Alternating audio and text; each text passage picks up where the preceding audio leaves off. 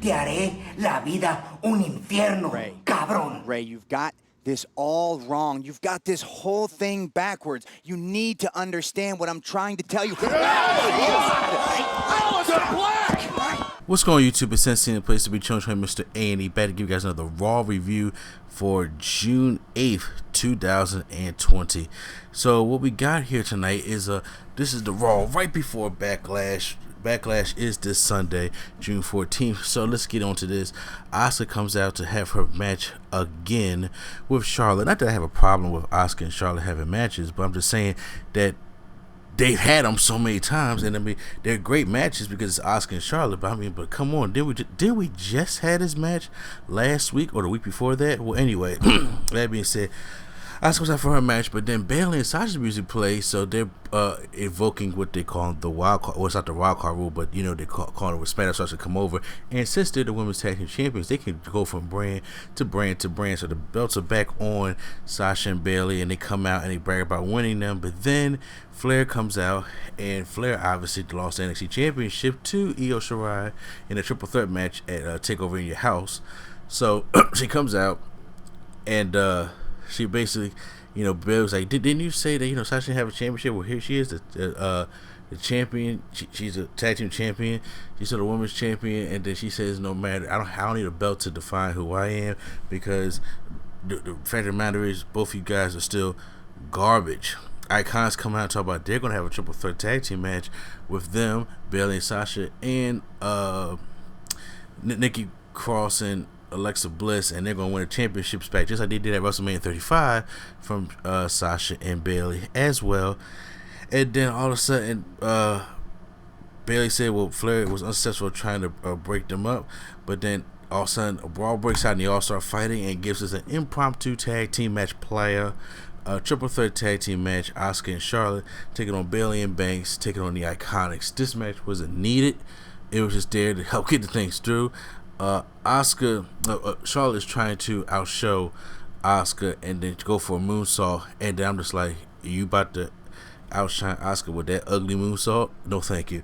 And then Asuka goes into the match and then gives Billie Kay the Asuka lock and makes her tap out, and then Charlotte and Asuka just staring at each other, and then Charlotte attacks Asuka afterwards, and then they're still going to have a match later on the night. So if you talk about overexposure, that's what we're getting here. Seth Rollins comes out to the announcement table as they're getting ready for a match with, but first of all, Rey Mysterio's about to, you know, give us the retirement update, and I'm like, okay, now it's kind of getting kind of redundant, because you know Rey Mysterio's not going to go for a retire right now without getting his match with Seth Rollins, which I think will be a great matchup. It's kind of reminding me of that CM Punk feud he had years back when CM Punk was there. It was a CM Punk in the Straight Edge Society against Rey Mysterio and stuff like that. So yeah, I like that kind of stuff.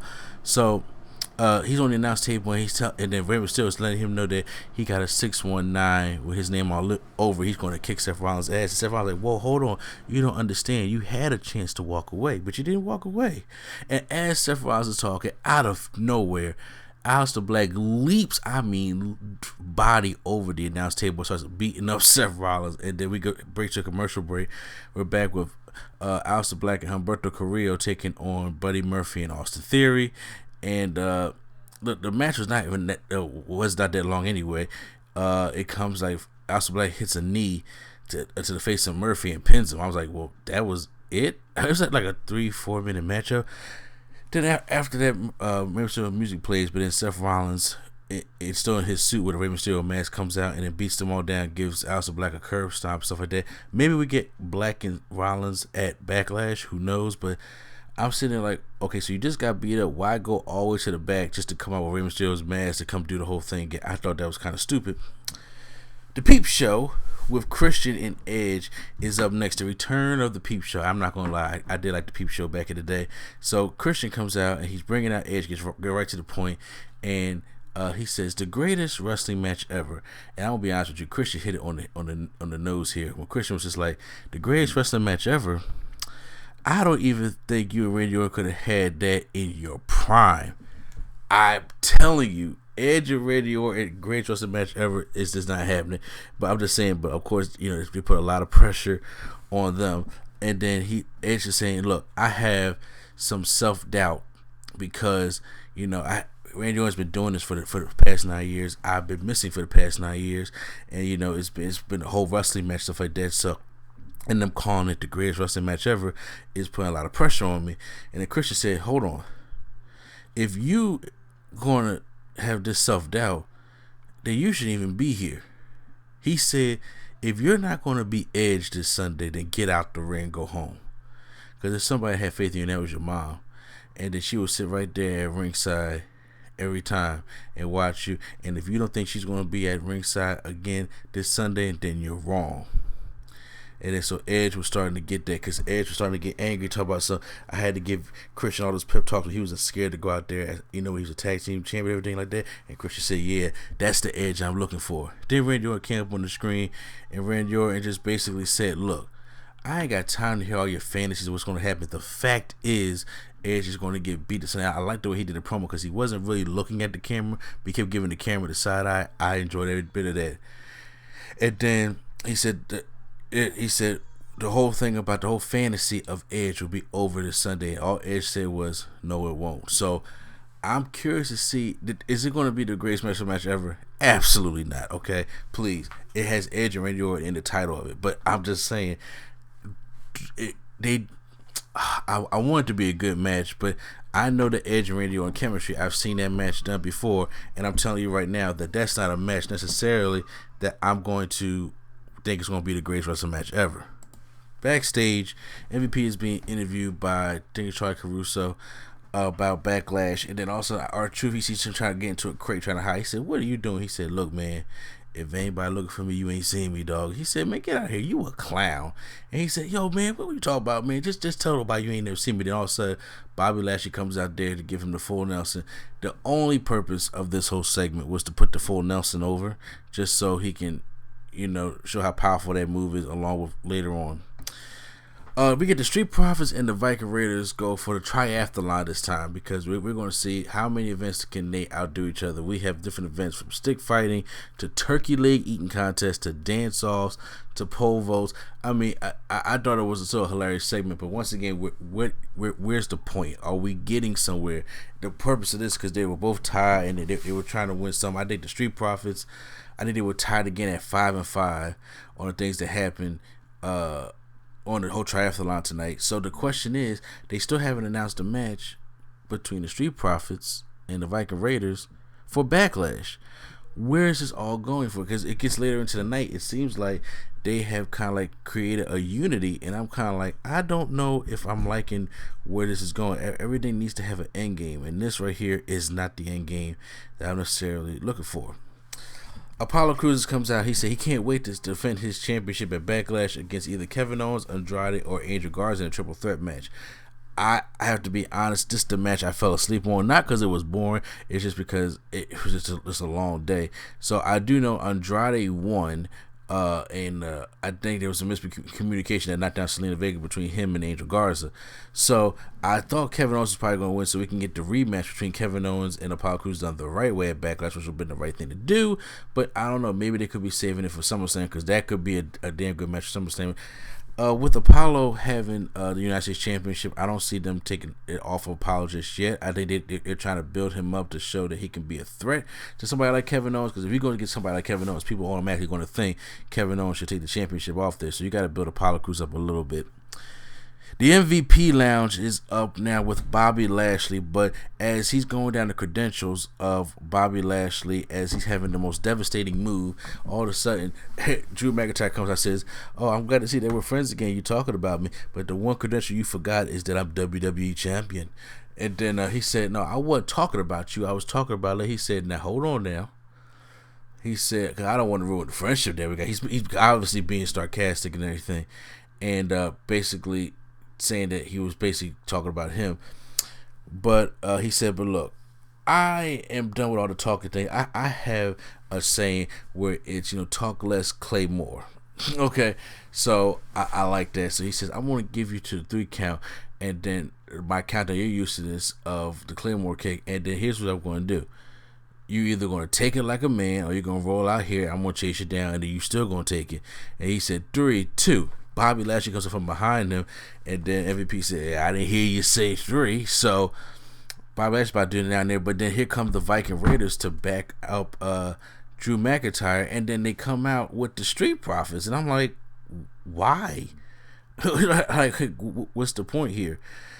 So then now we're here for our tag team match of Bobby Lashley and MVP taking on the Viking Raiders. The match was pretty okay. Like I said, MVP was getting the heat most of the matchup.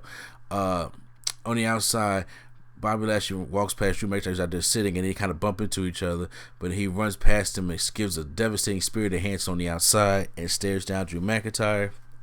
Tags an MVP after he gets a knee to the face by Eric. He puts Eric into the full Nelson, and Eric taps out. So once again, we're putting him over the full Nelson move, which I do like Bobby Lashley losing the full Nelson. For people who know, he's the only man who broke the Master Lock Challenge. Now, does anybody remember Chris Masters like that? No, because that was that end of that Ruthless Aggression era. But I remember when Bobby Lashley broke the challenge, so him using the full Nelson, he's a very devastating man. Him using that, I think, is a really good finisher for him. Also, for like a submission base. Then Hanson comes in there, and then Bobby Lashley puts the full Nelson on Hanson, and they can't get him off. And then the Street Profits come in and try to get Bobby Lashley off of Hanson, but then Drew McIntyre gives him a Claymore kick that knocks Bobby Lashley out the ring. But what I don't like is that after he falls out the ring, he stands right back up like he didn't take the Claymore kick. I'm like, hold on, the Claymore was protected. It took down Brock Lesnar.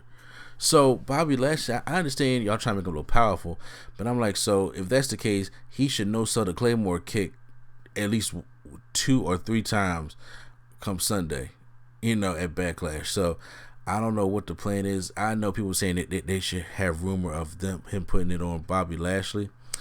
I'm like, look, I understand the events that's going on in the world. Trust me, I am all here, and I'm all here for the fight. But that's pandering.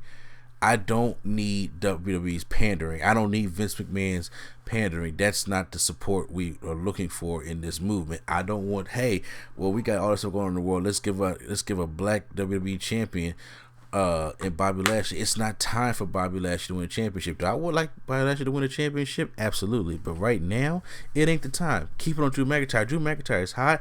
I love him with the WWE championship right now. So there's no need to put the championship on Bobby Lashley, where I think Bobby Lashley will seriously just tank with it. And it'll be like a one-and-done championship. Now, however, I don't think this feud is over. I do think we get McIntyre and Lashley again at SummerSlam. But Or maybe, because it all depends. I think they got Extreme Rules coming up in July, maybe. I don't know how the thing is going to be going for all the schedule and stuff like that. But yeah, I just felt as though that I didn't like the way Bobby did not sell that Claymore kick. Main event time, Charlotte Flair taking on Asuka, and of course this was a good match, as you can expect, because it's Asuka and Charlotte Flair, and a lot of near falls, a lot of spears. Charlotte was going for a spear, and Asuka did a creative thing and put her knee up. So it looked like a botch at first. When you look at the replay, she put her knee up, and it kind of like stunned Charlotte. I like that move, I really did. And then they were going back and forth, and then all of a sudden, Nia Jax music hits. It distracts Asuka, the whole shebang, and then Charlotte hits a big, was it the big boot? I think it was on Asuka. It looked like when the referee's kind of Asuka got the shoulder up, but he still counted 3 anyway, and Charlotte was declared the winner. And I'm just like, wait a minute, hold on, was that a botch? I'm not necessarily sure, but that was Raw. What do I give Raw this week? I don't know. I felt as though as a go home show, I was kind of slightly disappointed. I mean, I like the whole building Bobby Lashley stuff up. The whole primetime players, good lord, the Street Profits and the Viking Raiders stuff is entertaining, but if it's leading to something, and they didn't even mention a tag team title match between them, and also they've been doing does not deserve to be on the pre-show.